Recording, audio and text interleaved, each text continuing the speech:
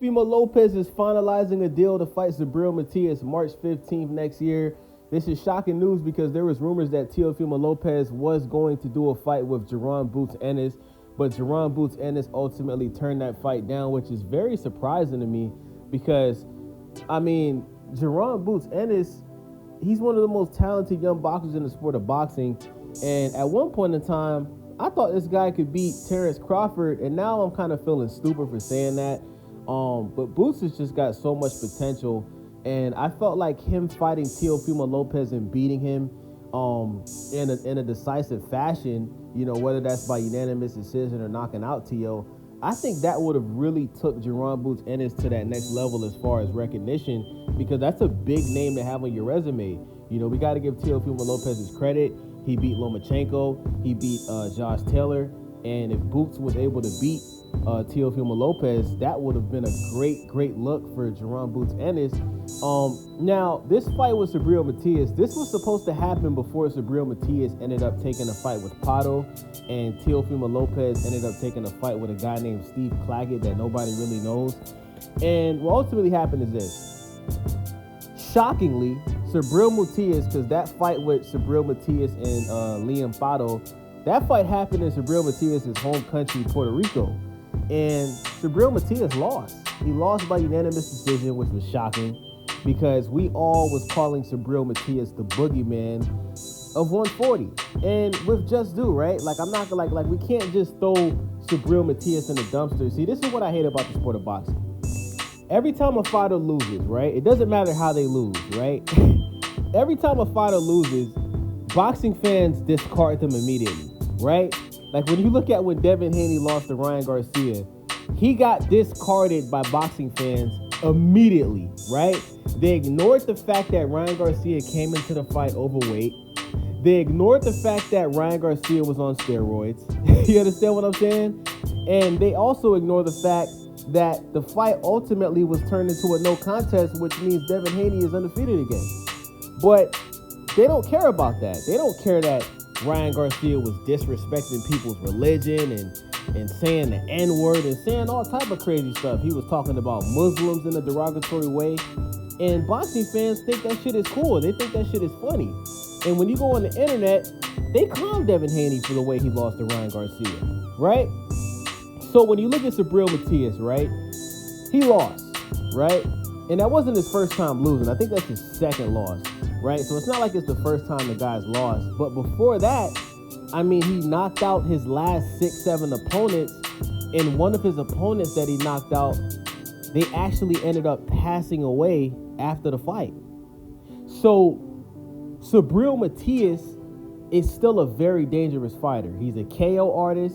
He's made multiple opponents throw in the towel, which means that, they didn't get knocked out, but they was in the corner and they literally quit the fight, right? So, in my opinion, this is a dangerous fight for Teofimo Lopez. Why? Because Teofimo Lopez gets hit a lot, right? He gets hit a lot. The number one thing I've always questioned about Teofimo Lopez is his defense. He does not have good defense. When you look at all of his fights, even the fight with Lomachenko, when you look at the fight with George Kambosos, when you look at the fight with Josh Taylor, when you look at all of these fights, right? Teofimo Lopez gets hit a lot. When you look at his most recent fight with Steve Claggett, if you look at Teofimo Lopez's face after the fight, both of his eyes were damn near closed up. He had lumps around he had titties around both of his eyes because he got hit so much. Teofimo Lopez does not do a good job of defending himself in fights. And if you're going in there with a guy like Subriel Matias, who throws a shit ton of combinations, he has punching power, he's a KO artist, even though he's coming off of a loss, it doesn't matter. If he gets hit too much by this guy, he could either lose or he could get knocked out. That's a fact, right? So, obviously Teofimo Lopez has the better resume, obviously, right? He only has one loss. He lost to George Kambosos. But even look at that loss against George Kambosos. He got dropped against George Kambosos. And what's weird about that is George Kambosos is not known for having punching power. George Kambosos is not a KO artist. The same people that everybody's been clowning all 2024, Devin Haney. George Kambosos didn't drop Devin Haney. Devin Haney beat George Kambosos by unanimous decision 2 fights straight. Beat him the first time he fought George Kambosos, and then the rematch he beat him even worse, right? And if you look at both of those fights, George Kambosos didn't even win 1 round against those 2 fights with Devin Haney, right? So I'm seeing a lot of people say that a lot of people really believe that Teofimo Lopez is just going to go in there and dominate Subriel Matias. I disagree. I truly disagree. But people got to understand this, right? Boxing has a history of when fighters fight in their hometown, right?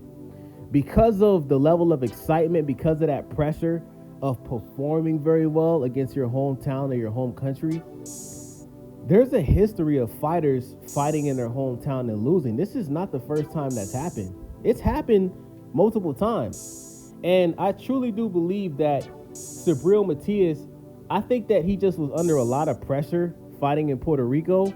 And I would even argue to say maybe he had too much fun in Puerto Rico. Maybe he just wasn't as focused as he usually is in training camp. And he got outboxed, right? He got outboxed by Paro. And by no means am I trying to discredit Liam Paro. By no means am I trying to, discredit Paro's win over Subriel Matias. But Paro just lost against Richardson Hitchens, who is a young fighter. Me personally, I predicted Paro was going to win that fight. And Richardson Hitchens pulled the fight off and he got the job done. He outboxed Paro, surprisingly, right? So, with that being said, it just goes to show, man. It doesn't, like I said, I'm not devaluing Paro's win against Matias. What I'm saying is, we can't discredit a fighter after they lose once or even twice, right? This is a dangerous fight for Teofimo Lopez. Why? Because he does not have good defense. And Teofimo Lopez at one point in time was known as a power puncher. He was known as a KO artist. But since Teofimo Lopez has moved up to 140 from 135, that power is gone. We're not seeing Teofimo Lopez knocking people out anymore. We're not seeing it, right? We are not seeing Teofimo Lopez dropping people or knocking out people anymore. It seems like since he's moved up to 140, that power is gone. And it kind of makes me feel like, damn, maybe he should have stayed at 135 a little bit longer. Because for some strange reason, that power has not translated to the 140 weight division. I'm not sure why. And I'm even hearing Teofimo Lopez, because see, if that fight would have happened between Teo and Jerron Boots Ennis, that would have been Teo's first fight at 147. It's like, hold on, homie. If your power hasn't translated to 140, that means that your body hasn't adjusted to that new weight class yet.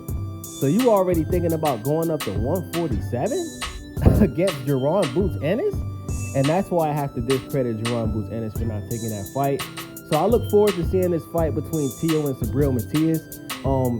Is Subriel Matias still the boogeyman of 140? Hell nah.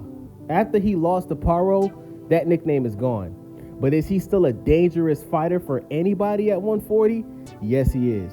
And in my opinion, it's going to be a closer fight than people think. Who do I think is going to win this fight? I'm going to be honest with y'all. I can't really answer that right now. If I was just to throw an answer out there, I'd probably say Teo based off his experience, his resume. But I mean, Subriel Matias is going to be the underdog, bruh. And if I'm a betting man, I'm probably going to put money on Subriel Matias to win the fight by KO. So it's your boy Wavy. Subscribe, thumbs up, leave a comment. I'm